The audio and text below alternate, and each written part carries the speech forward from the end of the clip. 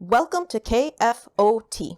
The Old Testament is full of the people, places, stories, and celebrations that were well known to Jesus and his friends.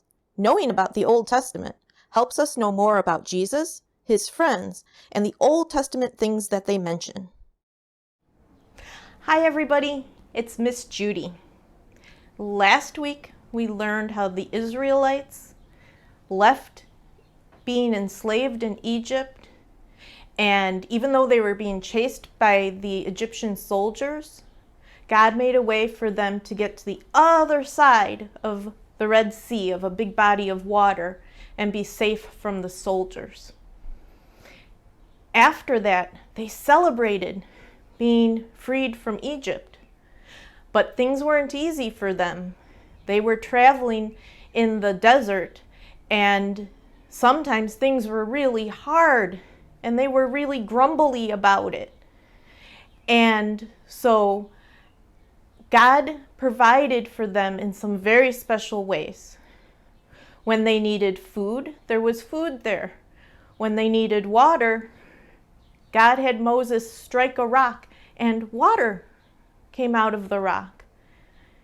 One of the special ways that God provided for the Israelites while they were traveling away from Egypt was each morning there would be a special kind of delicious food on the ground that they just had to pick up.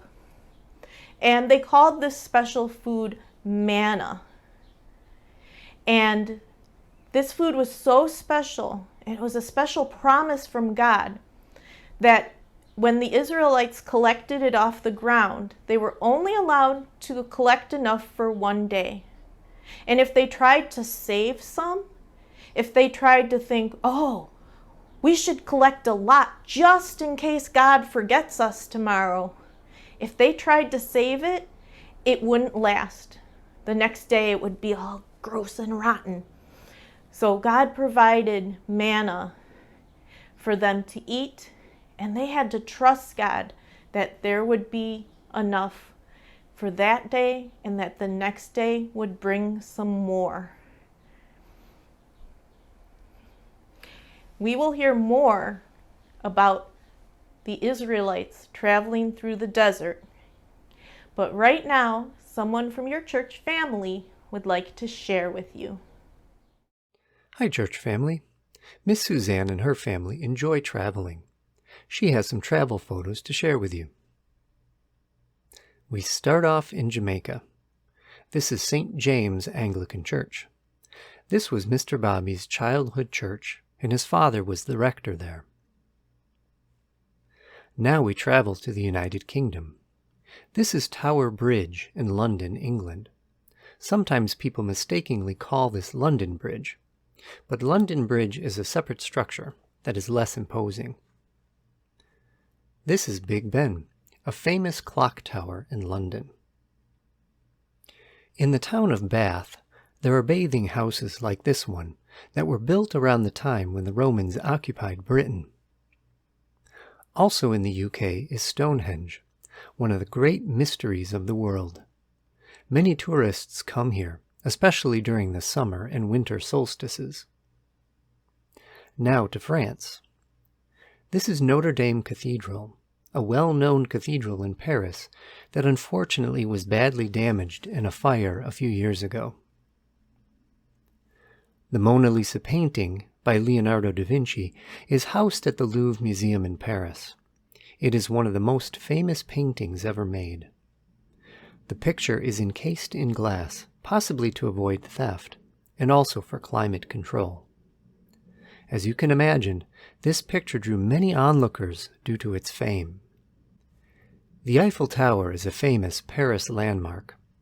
When Miss Suzanne and her family first arrived in Paris, it was raining, but fortunately the rain stopped falling and the sun came out. The top of the Eiffel Tower gives a great view of Paris.